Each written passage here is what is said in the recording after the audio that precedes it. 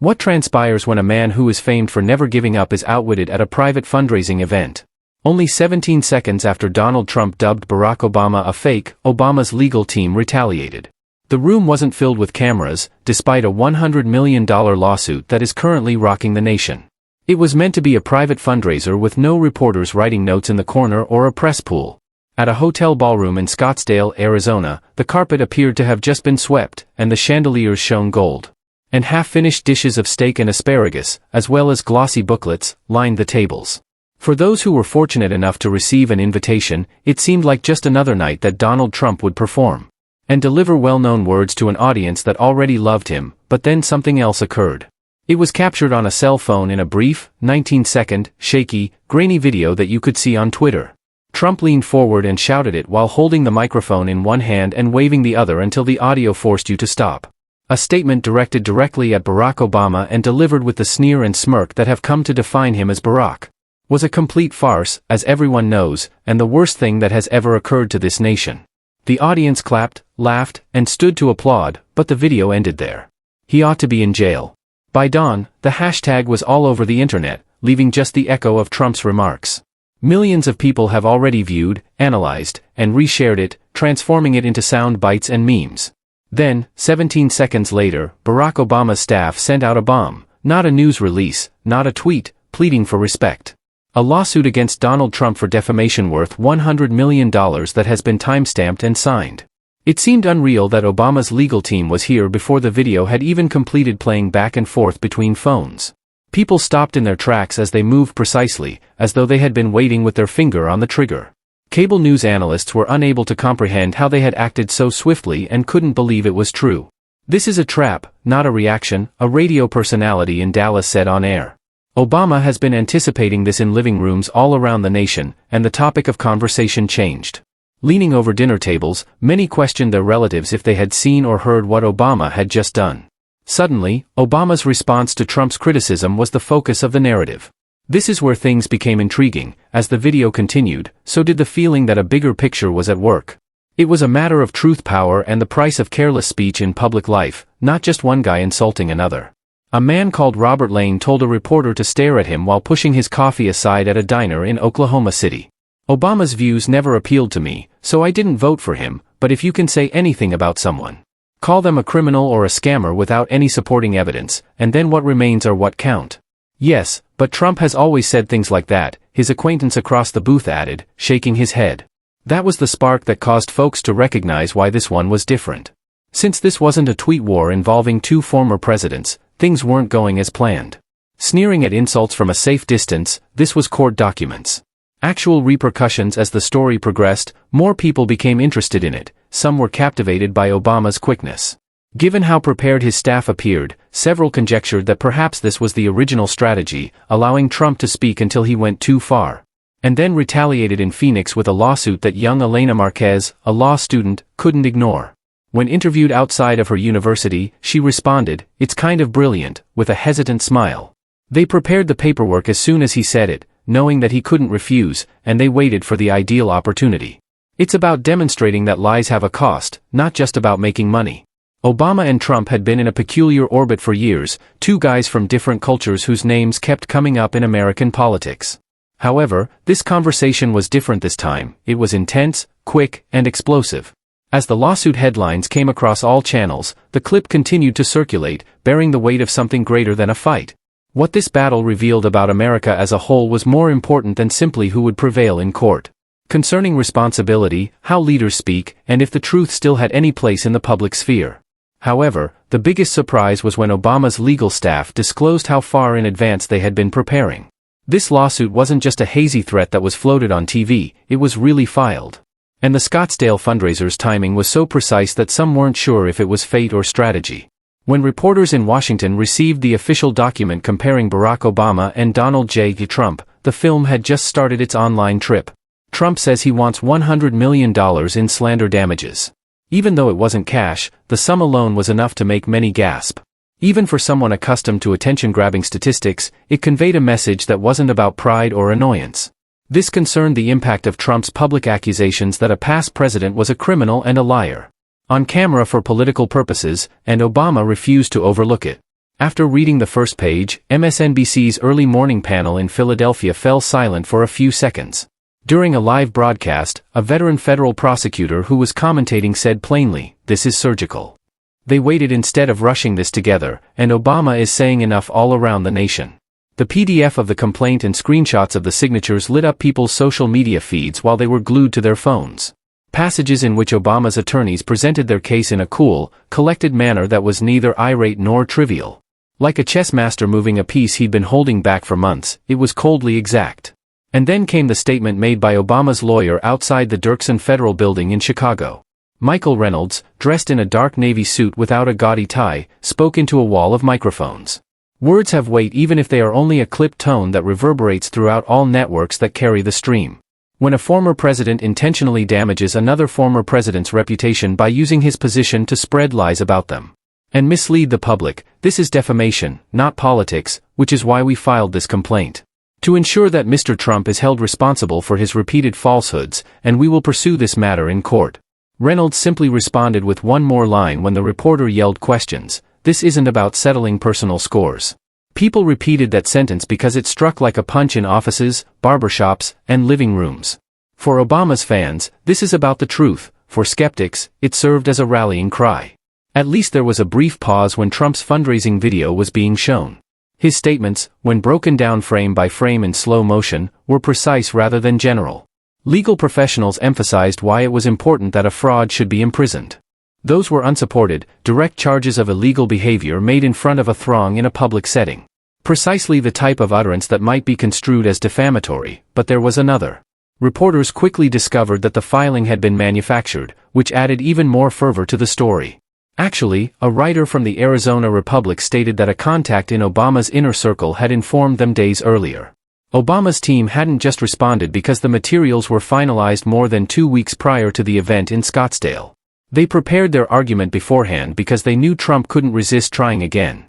2 women squabbled over it while looking through their phones at an Albuquerque coffee shop while they waited for the spark. They baited him without actually baiting him, he claimed as he strolled right into it and saw Lisa Turner drinking her latte. Just waited, but her buddy shook her head, saying, "No, he baited himself. He says things like that all the time." They finally called his bluff, and the discussion that followed was whether this was a tactic or an inevitable outcome. Regardless, the lawsuit was filed, the statement was made public, and the entire nation was watching. A group of law students gathering in the college library in Phoenix was seen on camera by CNN. One of them, Jordan LeClaire, a first-year student, read the complaint out loud like a script. Stated, leaning back in his chair, that this will eventually be covered in textbooks. It's not about the money or even Trump. Regarding whether a leader's words have boundaries, Trump supporters attempted to dismiss it. According to a Fox News surrogate, this is absurd and just another witch hunt. Obama found yet another method to maintain his prominence, but the host cut him off in the middle of his sentence. However, this is a real lawsuit, this is a legal case, not a political one. And for the first time in years, that brief pause changed the energy. Obama was the one establishing the story, not Trump, and the contrast between the Trump shaky video. Joking in a hotel ballroom and Obama's legal team's shrewd professionalism couldn't have been more evident. However, many who found the filing itself startling had not yet realized how much preparation had gone into it. Or how, in secret, Obama's inner group had been getting ready for months. People began asking the same question by the time the lawsuit appeared on every news ticker in America. How could Obama's staff have moved so quickly that they didn't bring a case for $100 million?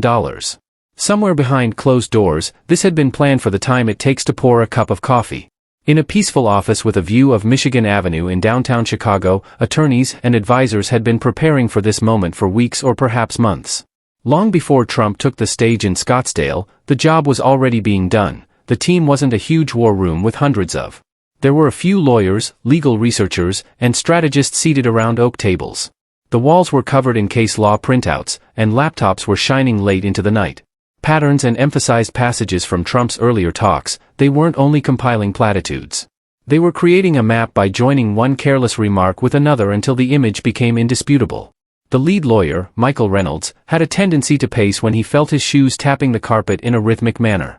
One night in July, Carla Jimenez, a junior associate, was scrolling through transcripts when she stopped. Replied, "He said this before, fraud criminal," pushing her spectacles up. Reynolds looked over her shoulder and read the lines precisely as he continued to establish his own record. He uses repetition carelessly, and one day he'll give us the ideal trigger. Everyone in the room understood what he meant, so they didn't need to agitate Trump. They only needed to wait. The planning wasn't limited to Obama's close legal advisors subtly manipulating the appearance. Late in August, they practiced the time and discussed the potential consequences of appearing vengeful versus the benefits of remaining firm. If we wait a day, it indicates that we were waiting, according to one employee, if we file within minutes. The sweet spot is just far enough away to sting yet quick enough to demonstrate that this isn't a panic attack. It seems like a reaction. Obama wasn't in those rooms every night, but he was informed privately and given measured, purposeful information. Reynolds remarked over the phone, "I don't want this to be about me. If we're going to do it, it has to be bigger." Reynolds responded, "It's about the truth, not to trade insults.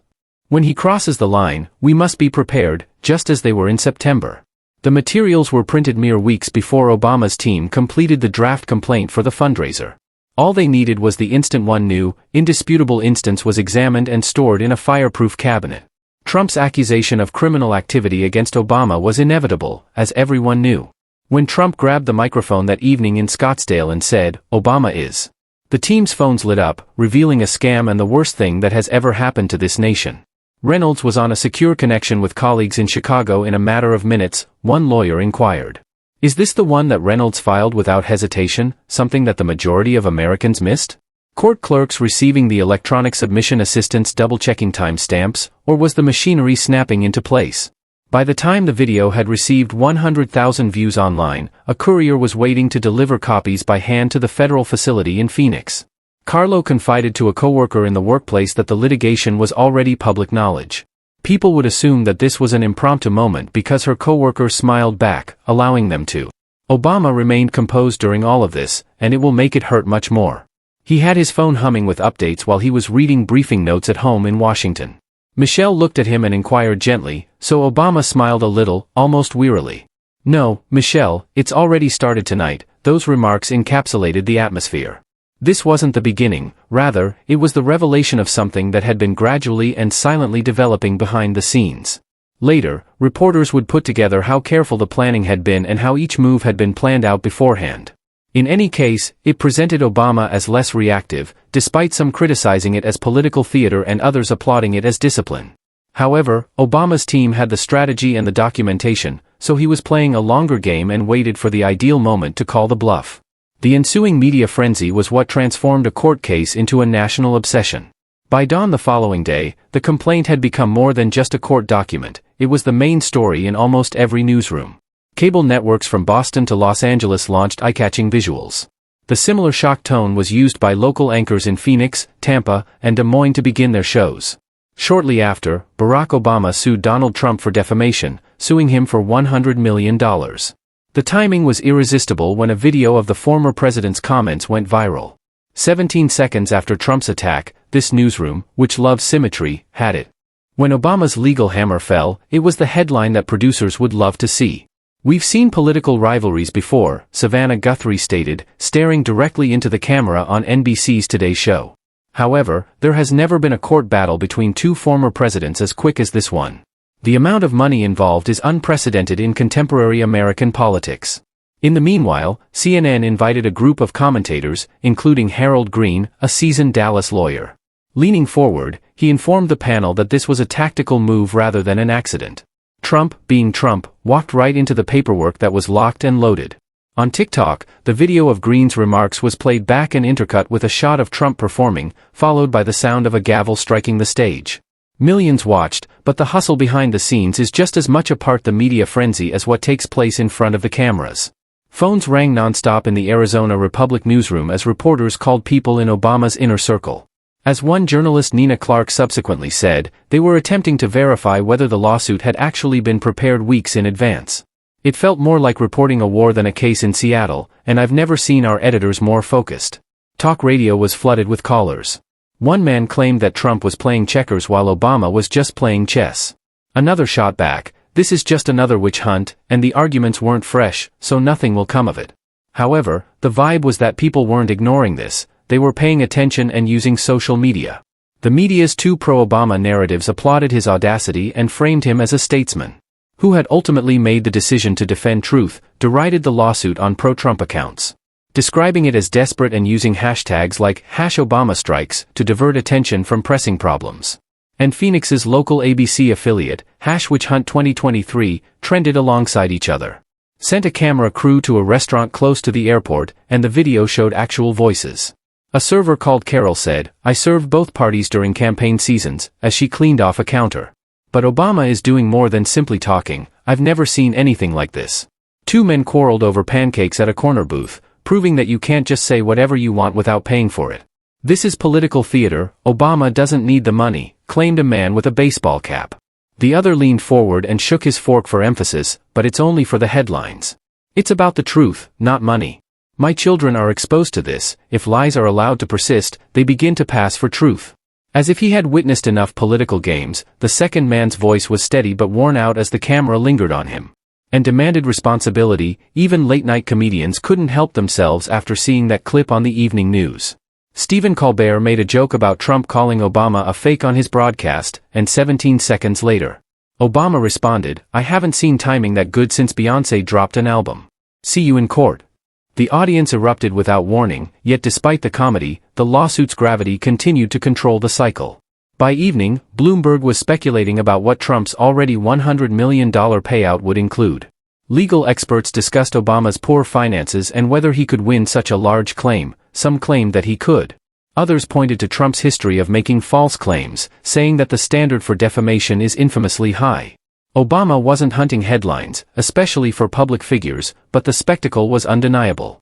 He was being chased by headlines in Phoenix when a reporter put up a live shot outside the federal courthouse.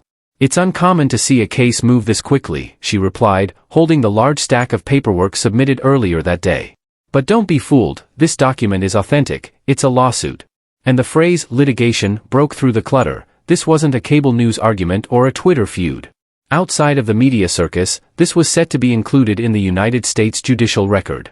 How regular Americans felt about the discussions taking on in classrooms and kitchens was what truly mattered. And how the public sentiment started to change in favor of Obama as anchors and commentators. The true heart of the story wasn't in the studios, as talk show hosts examined every aspect of the lawsuit. It wasn't simply what specialists believed that mattered in the living rooms and offices of people all throughout the nation. In Tucson, it was being processed by regular Americans at a small hardware store off of East Grant. The viral video was shown on the TV next to the register for the 100th time. As they observed the cashier, Victor Hayes, a man in his late 40s, a few patrons lingered leaning on carts. "Man, you can't just say things like that about people, even if you don't like them," he mumbled under his breath.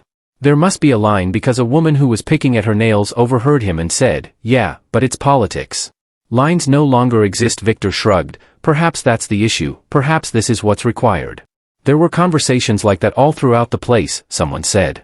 Two college students sat cross-legged on plastic chairs in a Dallas laundromat where the constant buzz of dryers could be heard. One with earbuds looked up as they were browsing through their phones and remarked, "This feels different."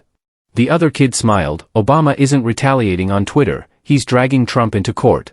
"Yes, but consider the drama, even among people who didn't like Obama, this is going to be crazy." A retired Marine in Albuquerque told a local reporter that there was a reluctant respect for the move. "Obama carries himself with dignity, even when you are accused of crimes without evidence, even if I disagreed with a lot of what he did. You have the right to defend yourself," but in diners and barbershops, people weren't only discussing lawsuits. At an Omaha diner, a waitress called Julia poured coffee for a group of people who were discussing the implications for the nation.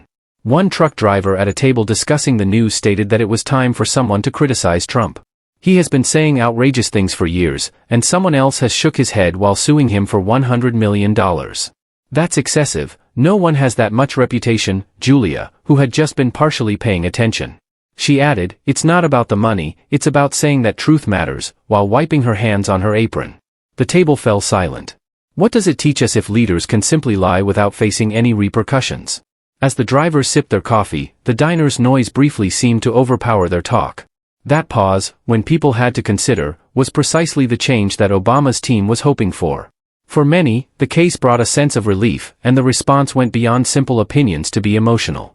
The argument between Trump and Obama created frustration and the idea that someone had finally stood up to the chaos for others.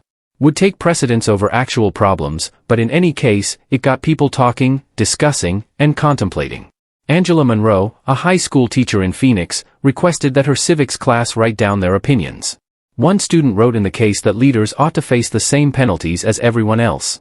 Angela gathered the papers, while another penned, "This is just more fighting, we need unity," and considered how a conflict between two past presidents had evolved into a lesson about democracy and accountability in her classroom. In suburban Cincinnati, the responses went well beyond party boundaries. One retired nurse, Evelyn, expressed her opinions to a local television crew after spending her entire life teaching children not to lie or bully others. Obama filing this complaint makes it seem like everything is upside down, and then you see leaders acting in the opposite way. After the clip aired, her comments went viral, teaching children that even strong people can't get away with anything. While Trump fans dug in, others on the internet reposted it with the message, "Grandma gets it."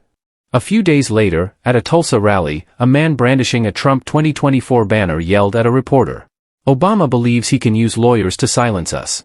Good luck, we're not afraid." Even though the crowd cheered, reporters noticed that the tone had changed because of the looming litigation. For years, Trump's attacks were considered amusement by his supporters. Every word had more weight when there was a lawsuit involved, but fans might still applaud. However, it was impossible to overlook the legal repercussions nationwide, as polls revealed something out of the ordinary. A tiny but noteworthy portion of independents started to shift in Obama's favor. Because they appreciated the idea of a focus group in Kansas City, not because they became fans overnight. Showed that despite their skepticism of both leaders, many participants said things like, "At least Obama is standing up for the truth." Although the public's response was not consistent, it was loud, chaotic, and genuine, and one thing emerged from the commotion. Obama's risk had already altered the discourse, but if the public's opinion was starting to change. Trump's inner circle was already preparing for battle and frantically drafting a defense in Obama's favor. To turn the tables on their former adversary, the atmosphere in Trump's camp was everything but serene. Numerous donors were lined up for selfies at the Scottsdale fundraiser before it finished. However, the next morning, it seemed like advisors were barking at each other and phones were buzzing constantly. And officials rushed to determine how Obama's legal team had executed such a quick strike. While his closest advisors debated over a glass table in a suite at the Biltmore Hotel, Trump paced by the window. Strewn with coffee cups and documents, one of them yelled, $100 million. Trump's red-faced and emotional slamming of a hand on the table is a rocket, not a lawsuit. Pointed his finger at his attorney, Denise Callahan, telling them it was a complete hoax. "No American judge will tolerate this. Obama is desperate and knows I'm winning." A perceptive lawyer with 20 years of courtroom experience, Callahan attempted to calm her voice. "Mr. Trump, the allegation of defamation is serious and is not a hoax, it is filed and on file. You publicly accused a former president of crimes," and Trump interrupted her, raising his voice. "People adore it because it's free speech," and for a little while, hush filled the room. Tom Gardner, one of his political aides, sighed as he leaned back in his chair, "If something is demonstrably untrue, it's not free speech. The issue is that you walked straight into a trap that they had prepared," and Trump's eyes narrowed. "He entered mine, we'll make things better." The problem was there in a matter of hours. On Fox News, Trump supporters were sent to TV studios around the nation. One congressman called this political theater. Simply put, Obama is using the legal system to quiet his critics even if he doesn't need any money. The video was broadcast repeatedly throughout the day, but not without criticism. MSNBC host Joy Reid arched an eyebrow and remarked, "Obama's team was prepared with materials, making it the most organized political play I've ever seen. Papers and court hearings before to Trump's departure from the stage.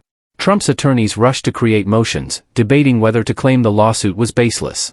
Alternatively, if we assert that this is protected speech," Denise Callahan made her argument in the war room by heavily relying on the First Amendment. "We run the risk of being discovered, and they will look into every previous utterance and insult. Do you want Trump to wave her away?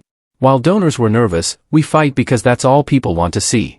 A wealthy Dallas businessman who attended the fundraiser in Scottsdale gave Trump's advisor a direct call. "Look, I'll continue to donate, but if this goes to court, where will my money go, to the campaign or to legal fees?" Those remarks, which were echoed by donors nationwide, increased pressure on Trump, who couldn't afford to appear vulnerable. However, a few days later, Trump chose to confront the storm head-on because he couldn't afford to waste resources at a rally in Reno. When he took the stage, the audience was cheering, and he spoke about Barack Obama's lawsuit in a matter of minutes. It's absurd that he believes he can intimidate me with a $100 million lawsuit. He wants to quiet me now that I've been speaking the truth my entire life, but we won't be hushed." As Trump leaned on the podium, the audience yelled back, and no cameras were zoomed in. "They try to restrict what you say, so they call it slander, and I call it patriotism." The crowd screamed, "What do you think and what do you believe, and we're not going to let them." However, CNN's political strategists weren't impressed, Van Jones said. Although he is attempting to portray it as freedom of speech, the law does not permit you to accuse someone of a crime in that manner. Without supporting proof, it is a false declaration of fact rather than an opinion. Even conservative pundits paused when a longtime Republican supporter called a Boise talk radio show and said, "Although I have backed Trump, this is risky. If he loses this lawsuit, it will be about more than just money. Credibility is key, and he will lose supporters if he loses it." Reynolds, Obama's chief lawyer, warned his staff in Chicago that the response to Trump's ferocious rally was measured inside his camp. "Every word he says strengthens our case, and the more he insists, the simpler it will be to establish." The contrast between one man shouting from podiums and the blatant disregard for the facts couldn't have been more stark. While Trump's team attempted to regain control, the other discreetly constructed a legal wall around his reputation. In a public declaration that would change the course of the entire conflict, Obama himself finally broke his silence. For days, Obama led his legal team to handle the pressure when reporters demanded a quote. He was filmed as he traveled from his Washington office to Midwest speaking engagements, but he said nothing. The quiet itself turned into news, with only courteous smiles and a wave. One CNN host questioned why Obama hasn't commented, asking if he is holding back or allowing the courts to speak for him. On a Thursday night, the Harold Washington Library Center in Chicago provided an answer to that query. Indeed, weeks before the Scottsdale fundraiser took place, Obama was supposed to be the star of a literacy campaign. Teachers, parents, and children filled the auditorium, but there were also cameras and reporters present. When Obama took the podium, the audience cheered for over a minute, wanting to talk about more than books. "I came here tonight to talk about reading," he said, bowing gratefully before bending toward the microphone. He started off with a half smile, "But I know that most of you aren't here for that." The crowd burst out laughing. He took a moment to let the laughing subside, and then his tone became calm and serious, relieving the tension. "Disagreement is a natural aspect of democracy in this country, but it is not the same as dishonesty. Defamation is not the same as disagreement." The room grew still as the cameras zoomed in. "When someone accuses me of being a phony or a criminal on stage without providing proof, what they're actually saying is that no longer matter that the truth is optional, and if we accept that and dismiss it as mere politics." I can't believe that the audience erupted in applause because we're teaching our children that lies are a sign of leadership. A senior in high school whispered to her friend in the front row, raising her phone to record. Obama raised the pile of notes in his hand without shouting because he didn't have to, then put them aside. "I've devoted a large portion of my life to teaching young people the importance of words and how they may either burn or build bridges. That your words have the power to uplift or demolish, and to be completely honest, this lawsuit isn't about a page number." The audience exploded once more, but Obama held up his hand. "It's not about money, it's about whether we still think words have weight. Now that I've calmed them down, I know some would argue that this is personal because it's Barack versus Donald. I want you to hear me clearly, even though I know it's just another feud in a nation that is sick of them. If a lie is told loud enough, it is about principle, not persons. Democracy suffers when people begin to take it for granted for an extended period of time and with sufficient frequency." Protesters gathered outside the library. Some were holding signs supporting Trump, while others were applauding Obama's position. Police separated the two groups, but over the night, Obama's call for truth clashed with the call to end the witch hunt. Obama went on to provide a wild soundtrack for the evening.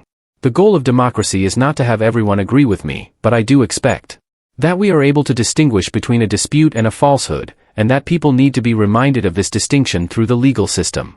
Teachers stood, students clapped, and the auditorium shook with applause this time. And even a few reporters appeared temporarily moved after the occurrence. As he made his way to his car, microphones surrounded him. Obama halted when a reporter asked, "Mr. President, do you think you'll win?" He ducked into the car after saying, "I think the truth will win," while staring straight into the camera. That one statement became the headline, and those 5 words continued to reverberate throughout every network. It was plastered across front pages of newspapers and displayed in bold lettering on the Truth Will Win cable banners. And it became popular all around the world in a matter of hours. In Los Angeles, a parent showed the video to his 10-year-old daughter and claimed that's how you defend yourself without shouting, insults, or anything else than conviction. Conversely, Trump's followers mocked a Texas talk radio presenter who declared that the truth would prevail. Sounds good, but it's foolish. Courtrooms are about attorneys, not the facts. Obama's composed performance struck out even among doubters. He hadn't raised his voice or attacked Trump. He presented the conflict as something that was bigger than himself and in which all Americans were involved. However, even as Obama spoke with dignity and morality, the judicial system's gears were starting to revolve, bringing the two men together for a legal battle that had never been witnessed in the nation. After the public declarations were made, the lawsuit was launched, but the battle now took a slower, harder beat, the beat of the courts for all the yelling at rallies and the well-crafted TV soundbites. At the Everett M. Kennedy Center, the actual combat turned into mountains of paper motions, deadlines, and hearings. Clerks at the Dirksen Federal Courthouse in Chicago carried carts full with documents with the names of both men on them. Each page was stamped with the court seal, serving as a silent reminder that politics was no longer the only factor at play. Judges and clerks muttered about the bizarre character of the case while it was being written in legal ink. One bailiff muttered, shaking his head, "I never thought I'd see this in my lifetime," as two previous presidents looked on. In their brief, Trump's lawyers initially filed a motion to dismiss Denise Callahan. President Trump's remarks in Scottsdale were protected by the First Amendment because they were political opinions rather than factual claims. She referenced situations in which judges had determined that rhetorical exaggeration was not defamatory, but Obama's team was prepared. Reynolds composedly and methodically submitted a response that was so detailed that legal commentators subsequently referred to it as. His point was straightforward: when you accuse someone of being a phony and a criminal, you are creating a template for high-profile defamation cases. It is a false declaration of fact made in front of an audience without supporting evidence. Everyone is accountable for lying, even previous presidents. Legal talk shows dissected the documents, much way one network sports analysts do when they examine a playoff game. Reynolds is displaying a pattern rather than a one-time insult, according to a critic who cited a passage from his brief.